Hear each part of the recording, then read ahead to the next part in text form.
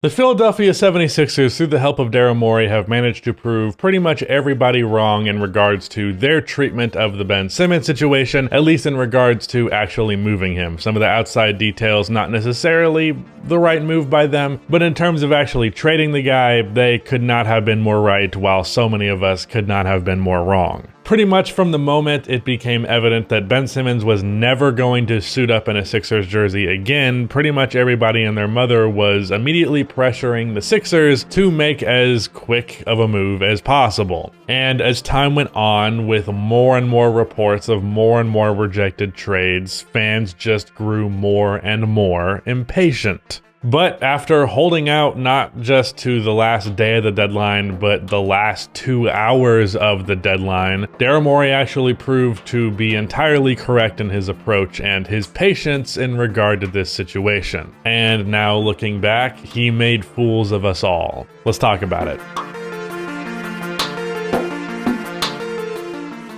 Before I continue on with this video, there is about a 50% chance that if you are watching this video, you are not subscribed to this channel, so if you fall into that latter 50% and you enjoy this video, then please subscribe.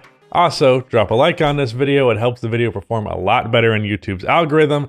Also, there is going to be a deep dive, probably Saturday at this point, but maybe Friday, so keep an eye out for that and click on that video when it comes out. And as I mentioned last time, we're going to be relaunching the podcast really soon, so go subscribe to that podcast channel and get prepared for some consistent 2 times a week content, I believe is what we're doing, right, Rudy? That's the plan? Something like that. I don't know. Go subscribe. You'll find out. Real quick, I want to say something that shouldn't have to be said, but is going to, because I know how NBA fans are after running this channel for almost 6 years now. Jesus. Some of you, I'm sure, one of you, predicted that the Sixers were going to walk away this good out of this trade situation. So congrats to you on being smarter than all of us. When I say he proved us all wrong, I'm sure there was somebody who thought that the team could still get someone of the caliber of James Harden. So congratulations to you.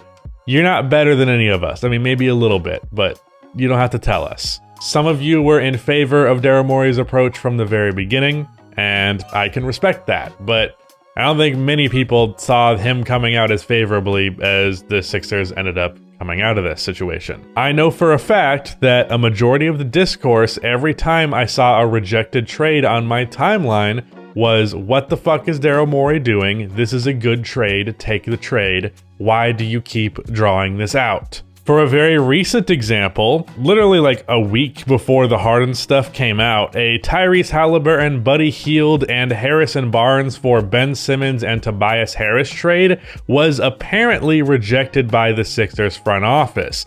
If I'm not mistaken, there were also picks involved in that trade that would go to the Philadelphia 76ers. And everyone in the replies to that tweet, to me, rightfully so, was like, the fuck you doing, Daryl? Like, why would you not take that trade? That is a fantastic move. But for me, at this point, I had seen so many different trades that were reportedly offered to the Sixers and rejected by the Sixers. The validity of all of those takes varies on a case-by-case basis because some reports going to be bullshit, some are smoke and mirrors, whatever. For every single report that came out, it seemed like the right move, and at a certain point we were like, okay, I was like anyways, okay, clearly Daryl Morey has something up his sleeve, or he is pulling a Hall of Fame bluff off. Either way, I would kind of respect it. Morey just basically had to have an ace up his sleeve, otherwise there was no justification for his approach. But as I said, pretty much any time a rejected trade would become public, people were critical of Daryl Morey and the Sixers. A lot of them were saying that he was essentially taking like the Danny Ainge approach of trying to a million IQ something that doesn't need a million IQ, and then you end up actually making a stupid decision. A lot of GMs do that.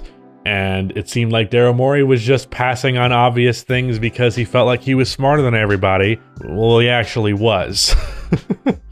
But why did this cycle actually exist in the first place? Well, really, it was a combination of 3 factors, one of which became more prominent as the season went along. One, the perceived value of Ben Simmons as a trade asset varied drastically depending on who you ask. To some, Jeremy Grant, Kelly Olynyk, and a protected first-round pick was considered a steal for Ben Simmons, which in hindsight, that offer is an utter joke, being what you ended up getting for him. And then second, just straight up impatience. And I'm not gonna act like I'm above that, because I totally fell into that category as well. A lot of us were just fucking sick and tired of this situation continuing to be dragged out, and hearing reports that Daryl Morey was willing to literally drag this out for years and years was not something we wanted to hear for the impatient people out there, and I may be the most impatient person alive. And the third reason I ended up making a video about, and that was the amazing season that Joel Embiid had been having.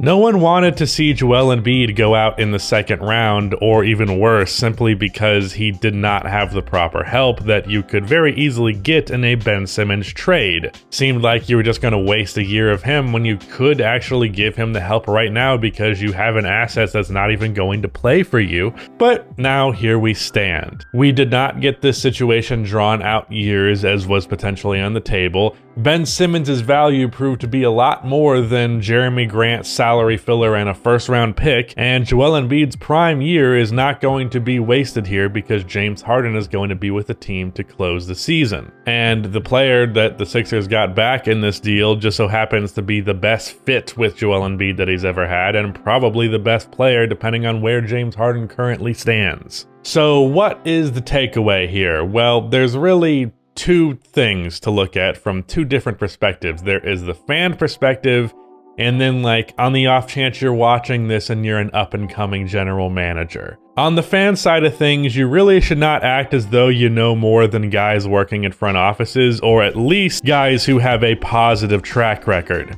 Like, yeah, question Sacramento's front office. Do it all day because you're probably right. But in the case of Daryl Morey, even though he's had his blunders here or there, for the most part he has a really good track record, and even the blunders that he does have, the main one being the Russell Westbrook trade, you look at that on paper and it wasn't even really his fault. The ownership made him do that.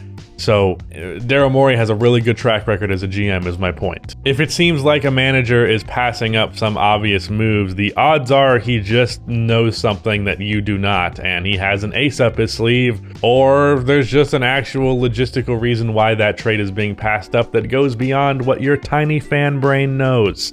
That's not even really an insult. It's just these guys are on another level. There's a reason they have the job and you don't. Again, most of the time. Sometimes it's Sacramento. Like I said with that Halliburton, Hield, and Barnes trade, I had just assumed at that point that Morey knew something, that he had some sort of ace up his sleeve. There was no way he didn't know more than us for this situation, because at that point, he would have to know something we didn't know in order to justify passing up a move like that. And after passing up that move, what do you know? A couple of days later, the report came out that James Harden wanted out of Brooklyn, and he specifically wanted to be a Sixer. And then 2 weeks later, James Harden is in a photo shoot in his Sixers jersey. And for any future general managers out there, I feel like this could be like a baseline, like this is a lesson here. This is something that you look at as like a historical general manager thing. That it's like, this is like Michael Jordan in Game 6 of the '98 Finals, but for general managers. This is something that you study to improve at your job, because he taught a very important lesson here, which was patience. He did not let outside noise and pressure or the manipulation of Ben Simmons' camp allow him to get any less than what he wanted. He knew the value of what he had, he was patient, and thus did the job the right way. Oh, and there's one more lesson. Tamper. Yeah, tamper. Everybody does it. Break the rules. They're bullshit. No one follows them. Tamper. Yeah. Shout out to Rudy for editing this video. That is the end of this video. Please be sure to like and subscribe for more NBA content like this, and cue the outro music.